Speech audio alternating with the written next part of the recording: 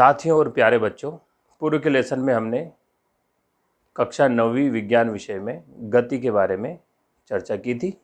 आज हम चर्चा करेंगे चाल और वेग में अंतर, वेग परिवर्तन की दर, गति का ग्राफी प्रदर्शन। इसको प्रारंभ करने से पहले हम विस्थापन और दूरी के बारे में चर्चा करेंगे।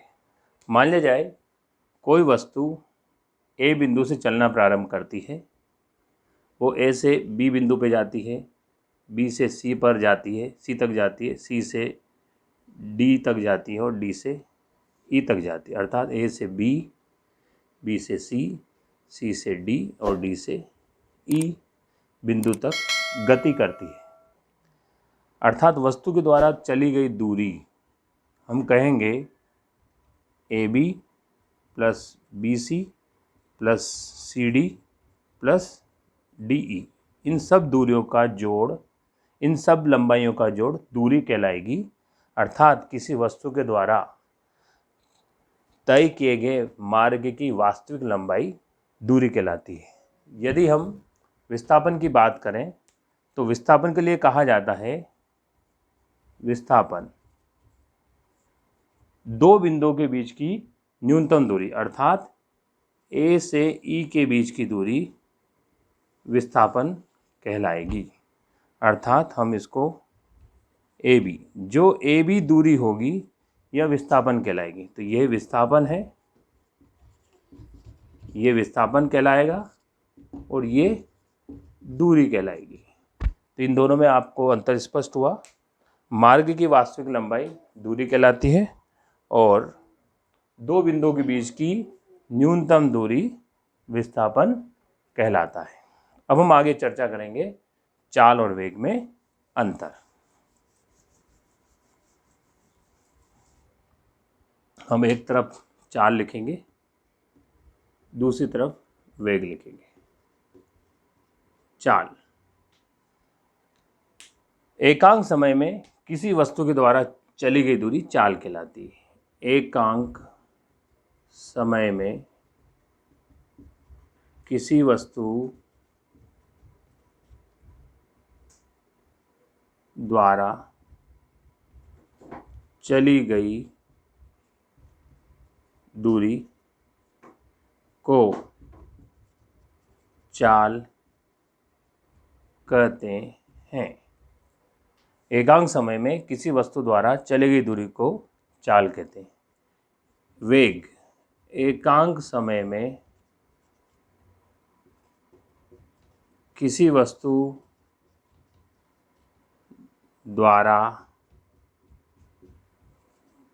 तय किए गए विस्थापन को वेग कहते हैं। ठीक, ये पहला बिंदु। दूसरा बिंदु, चाल एक अदिश राशि है।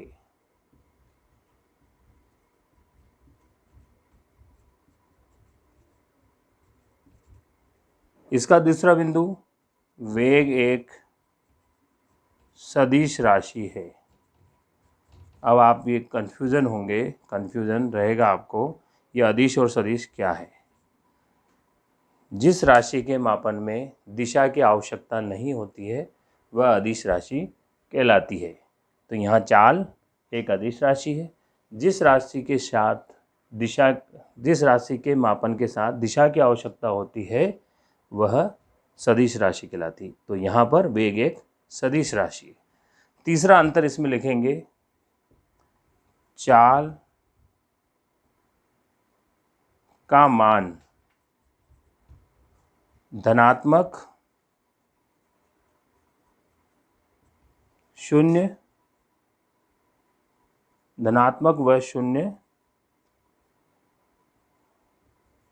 हो सकता है। इधर वेग के लिए लिखेंगे, वेग का मान धनात्मक, शून्य व ऋणात्मक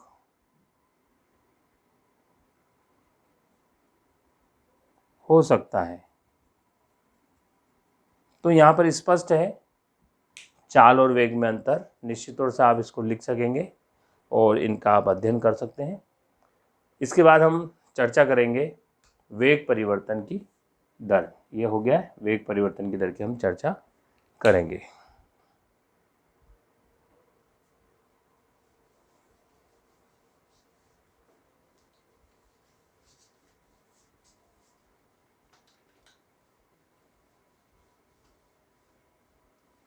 हमने गति में चर्चा की थी एक समान गति और असमान गति। एक समान गति, इसमें कहा गया था जब कोई वस्तु समान समय अंतराल में समान दूरी तय करती है तो एक समान गति होती है। अगर एक निश्चित दिशा में बात करेंगे तो वह एक समान वेग से गति करेगी। जब उसका वेग या चाल एक समान होगा तब इसके वेग में परिवर्तन नहीं होगा, अर्थात इसके द्वारा तय की गई दूरी या विस्थापन बराबर होगा। उस स्थिति में इसका एक और राशि के बारे में बात करें, त्वरण। ये नियत होता है। जब एक समान गति होती है तो त्वरण नियत होता है, अर्थात एक समान गति में वेग नहीं बदलता।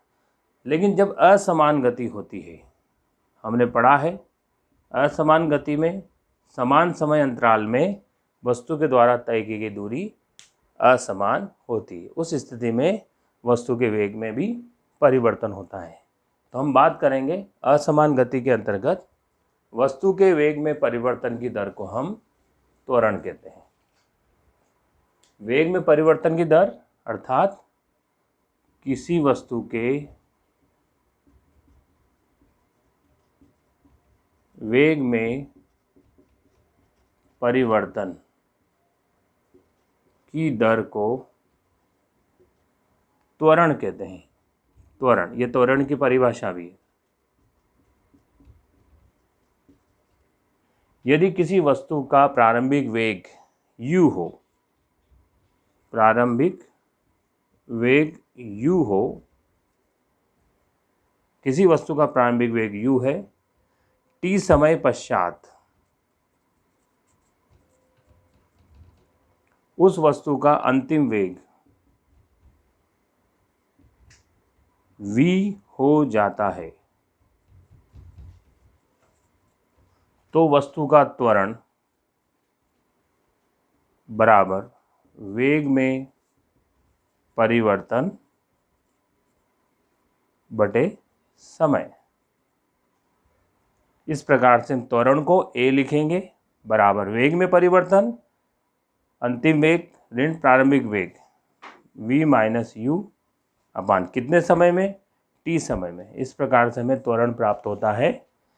त्वरण a बराबर वेग में परिवर्तन v माइनस यू बटे समय t, और इसका मात्रक त्वरण का मात्रक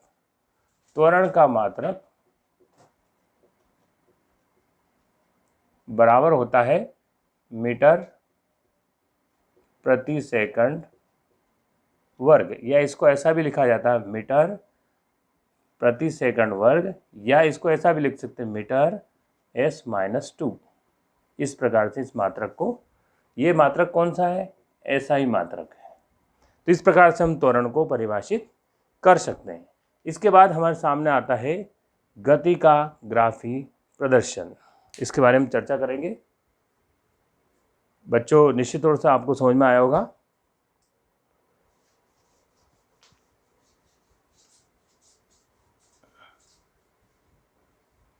गति के ग्राफी प्रदर्शन के लिए सबसे पहले हम बात करेंगे दूरी समय ग्राफ। पहला, दूरी समय ग्राफ, इसको एसटी ग्राफ भी कहते हैं, एसटी ग्राफ। अब आप देखिए सबसे खास बात, दूरी समय ग्राफ के लिए ग्राफ पेपर पे हम एक्स अक्ष की दिशा में समय को लेंगे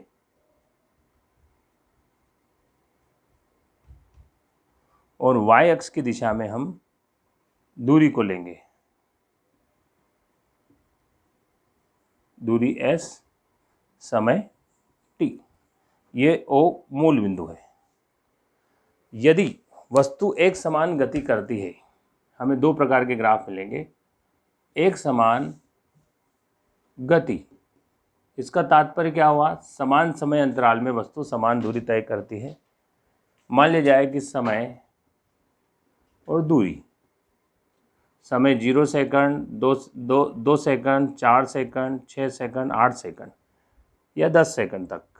इस प्रकार से अगर वस्तु के द्वारा चली गई दूरी, ये मीटर में और ये सेकंड में। दूरी जब 0 समय है तो 0, वस्तु विराम अवस्था में थी।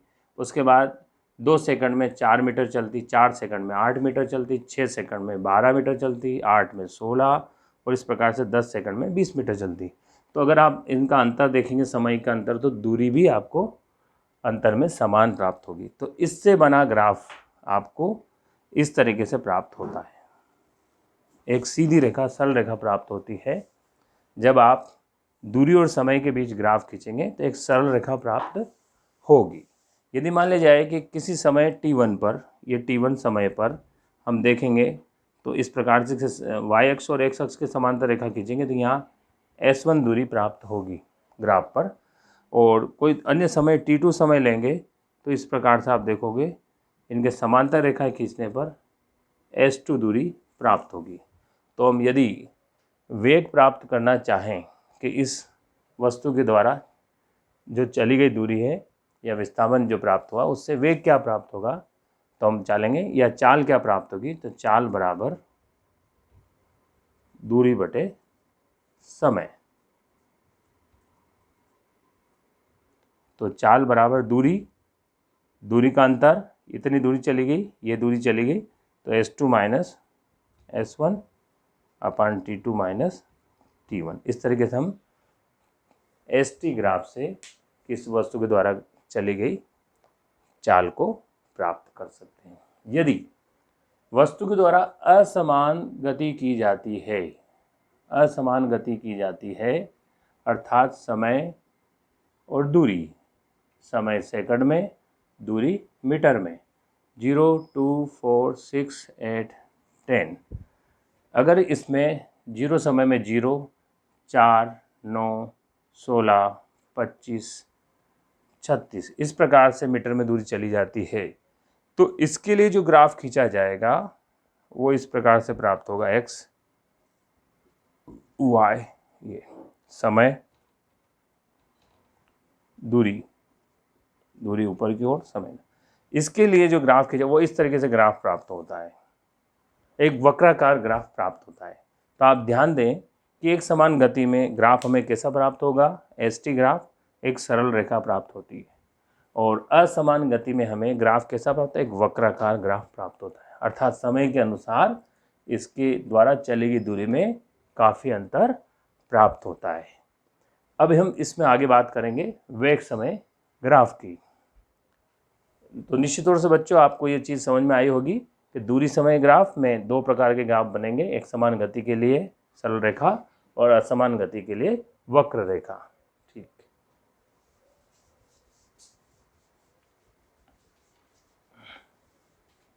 अब हम बात करेंगे वेग समय ग्राफ की।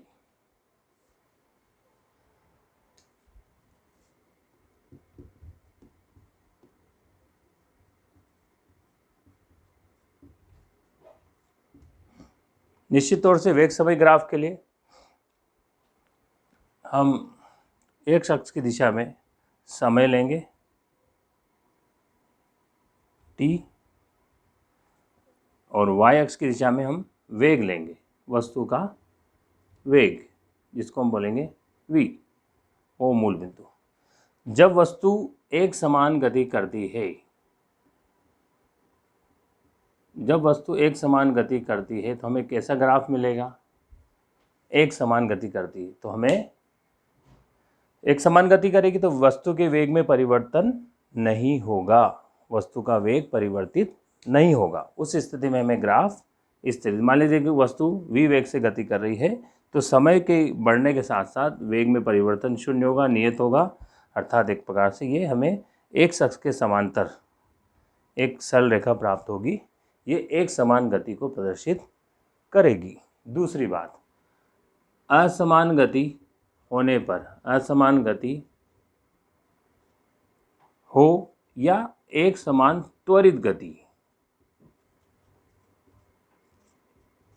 इस स्थिति में एक समान त्वरित गति में क्या होगा, वेग में परिवर्तन होता है। समय परिवर्तन के साथ वेग में भी परिवर्तन होता है। उस स्थिति में हमें ग्राफ इस तरीके से प्राप्त होता है, एक्स वाई, समय t और वेग v। जब एक समान त्वरित गति होती है, असमान गति में दूरी कम ज़्यादा हो सकती है, लेकिन एक समान त्वरित गति में वस्तु के वेग में परिवर्तन समय के साथ समान रूप से होता है। तो इस स्थिति में जब हम ग्राफ प्राप्त करते हैं तो हमें एक सरल रेखा प्राप्त होती है जो एक समान त्वरित गति को प्रदर्शित करती है। उस स्थिति में हम देखेंगे t1 टाइम पर वस्तु का वेग मान लिया जाए u है, t2 टाइम पर वस्तु का वेग है v। t1 समय पर वस्तु का वेग u, t2 समय पर वस्तु का वेग v। तो इसकी सहायता से हम प्राप्त करेंगे कि वस्तु के वेग में परिवर्तन की दर क्या कहलाती है, त्वरण। वस्तु के वेग में परिवर्तन की दर, वेग में परिवर्तन बटे समय, त्वरण को हम a कहते हैं। वेग में परिवर्तन अर्थात v माइनस u अपन समय t2 माइनस t1, इस तरीके से हम प्रदर्शित कर सकते हैं। यदि मान लिया जाए t2 माइनस t1 बराबर t हो तो a बराबर v माइनस u अपान t हमें प्राप्त होता है। तो इस प्रकार से हम वेग समय ग्राफ को भी प्रदर्शित कर सकते हैं। तो बच्चों, निश्चित तौर से आपको ये जो अवधारणाएं आपके सामने रखी गई है, निश्चित तौर से आपको समझ में आएगी, जिसमें हमने चर्चा करी वेग और चाल में अंतर, वेग परिवर्तन की दर जिसको हमने त्वरण कहा, और निश्चित तौर से गति का ग्राफिक प्रदर्शन जिसमें st और vt, इस वेग समय ग्राफ को हम vt ग्राफ भी कहते हैं। दूरी समय ग्राफ को या स्थिति समय ग्राफ को हम st कहते हैं और वेग समय ग्राफ को vt कहते हैं। तो निश्चित तौर से आपको समझ में आया होगा, और इसके लिए आगे के वीडियो लेसन प्राप्त करने के लिए आप चैनल को सब्सक्राइब जरूर करें। धन्यवाद।